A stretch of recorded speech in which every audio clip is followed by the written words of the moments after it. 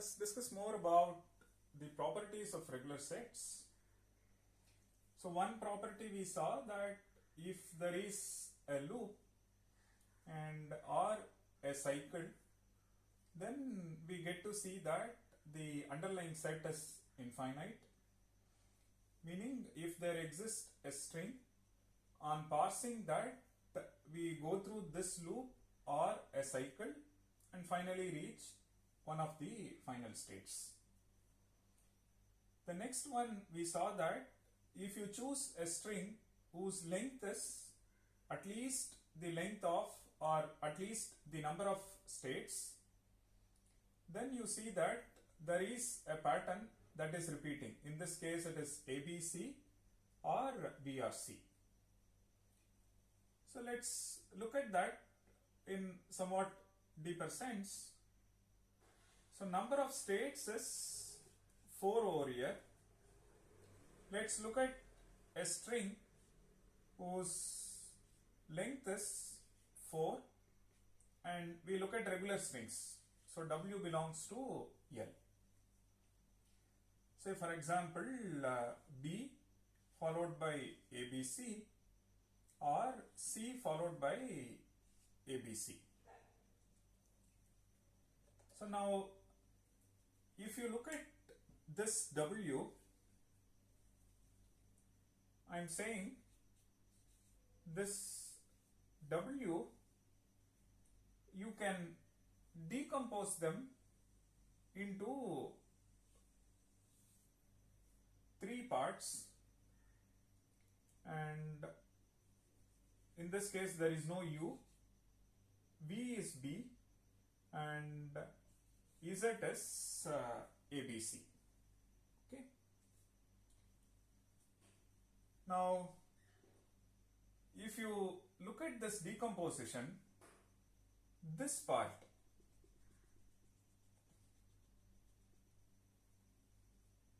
this V part, one can loop over again and again, meaning I can get BB followed by ABC or triple B followed by ABC or so many B's followed by ABC. Interestingly, this belongs to L, this also belongs to L, this also belongs to L, this also belongs to L. Okay, so the property that I am trying to infer is the following. You look at a string which is accepted by the automaton, then you can identify a substring, in this case it is V, and whose value is B. That substring you can loop over multiple times, and all those strings that are generated by looping over this multiple times, interestingly they are all part of the language. Similarly, you look at CABC, and this substring you loop over multiple times, you get to see that they are all part of the language. On the similar line, if you choose W to be ABC followed by ABC, so in this case cardinality of Q is 4 and length of W is 6. Now this is my U, this is my V, and there is no Z in this case. Here again you see that this string one can loop over many a time. ABC followed by ABC or ABC followed by ABC followed by ABC or ABC followed by ABC any number of times. And this is part of the language, this also, and all of them are part of. So what is this property telling us? is the following. You choose a string that is part of the language. One can come up with a decomposition. So if you choose W belonging to L, then it says W can be rewritten as U, V, Z such that the property of V is the following. U, V, Z is in L, then U, V, V in Z, in the language. Then U, V, V, V followed by Z is in the language. What am I saying? B, ABC in L, therefore BB, ABC in L, therefore triple B, ABC in L, and so on. In general, U, V power I followed by Z belongs to L. Most importantly, even without this V, it is in L, which means ABC in L.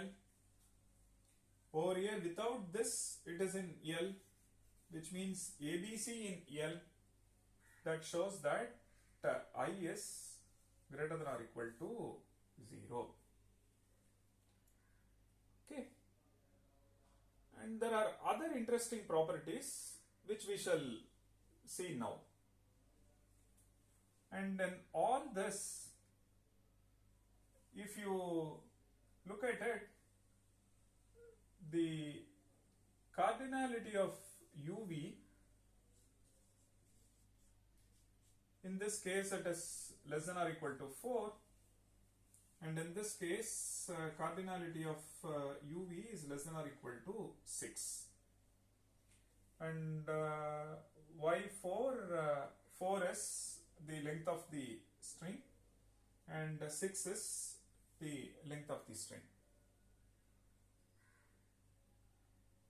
Okay. So now this tells you something interesting. One can even come up with a constrained decomposition. Meaning you say UV is at most 4, UV is at most 6, UV is at most 10. Some constraint you impose on UV. Okay. And not just that, you also have a constraint on V. V is at least 1 in this case. V is B. In this case, V is ABC, so which means V is at least 1. Okay. Now, I'm just trying to infer just by these examples. Slowly we'll generalize.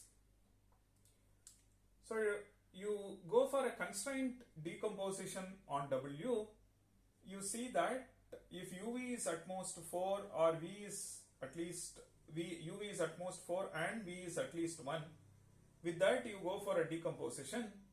You see that U V square is at an L, U V cube is at an L, U V power I is at an L, I is at least 0. On the same line, you see that ABC in L, in that case I is 0, ABC in L, in that case I is 1, and ABC in L, in this case I is 2, and so on.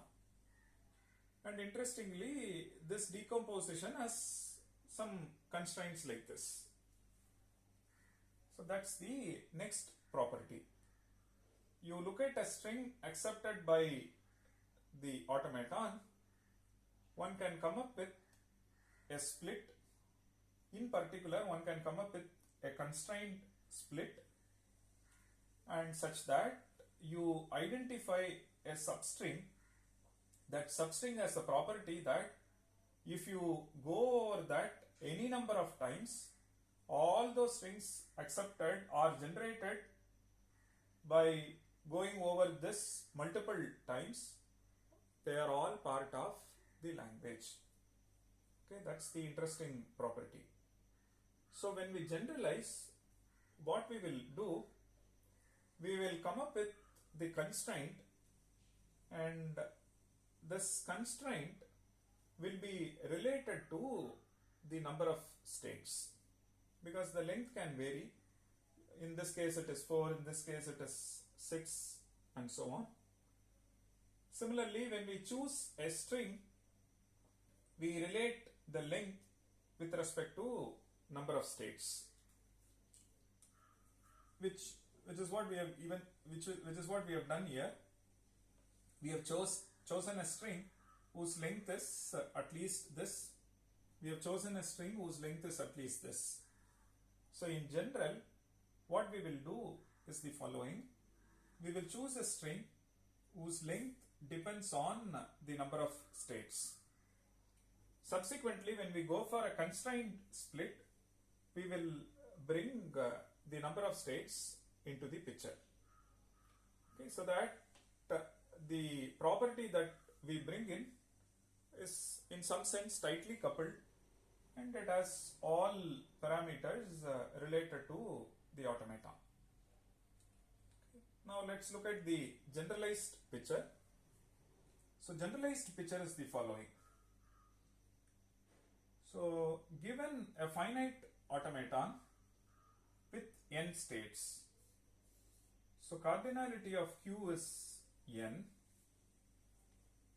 and then if you choose W belonging to L such that cardinality of W is at least n,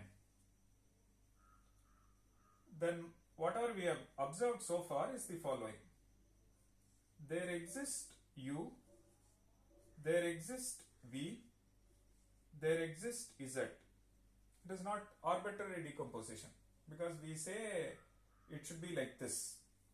And you cannot take, for example, in ABC, if you take this to be U and A to be V and B, C to be Z, then this belongs to L. But if you climb from this B, AA, BC belongs to L, which is incorrect. Correct? So which means one has to come up with the right decomposition.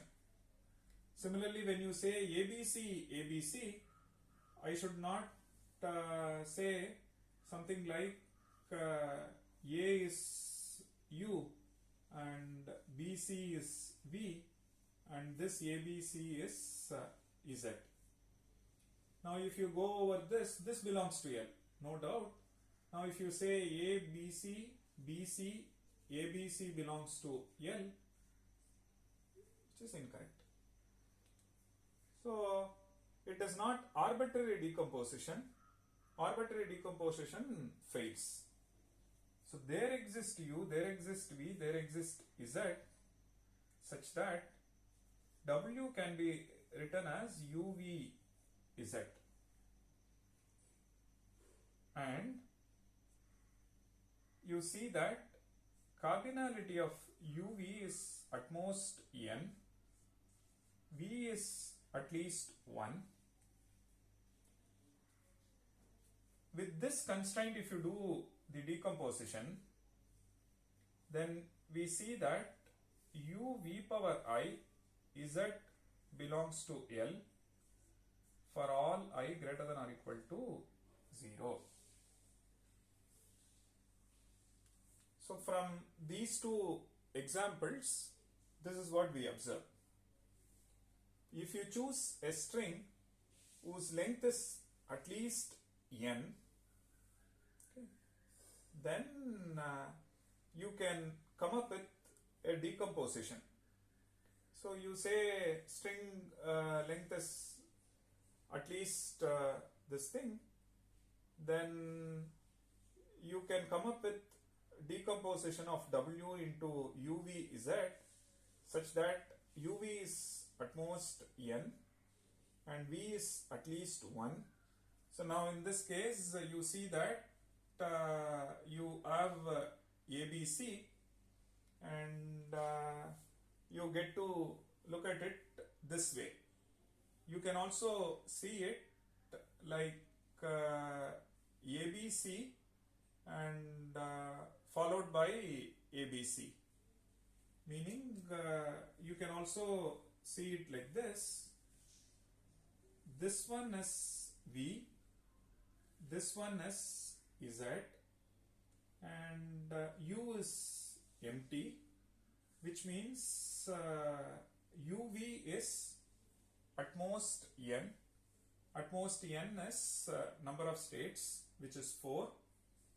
In that, if you look at U V power I Z, then U V power I Z is also in N. Fine. So now, what is this telling you is the following. You give me a string which is accepted by this automaton. I can generate infinite strings, infinitely many strings that are accepted by this automaton using the given string as the base string. So you give me any string, so which that tells you that each string gives you an infinite set of strings that are accepted by this automaton. Okay, that's the another property of regular sets. Okay, so remember, the decomposition, one has to do it carefully. I am not saying arbitrary decomposition. There exists U, there exists V, there exists Z. When we discussed an example, we saw that we took UVZ like this. But the moment I imposed this constraint, then I've chosen same ABC, but the way I see UVZ is different. Because I wanted to relate the length of the string and the number of states. And similarly, when we do the decomposition, it is not an arbitrary decomposition, it is a constraint decomposition. And for these two examples, this constraint decomposition, so nice, works fine, and we were able to come up with somewhat a generalized representation for this. Let's look at a couple of more examples, and then we will formally write this, and so that for any regular sets we see that this property is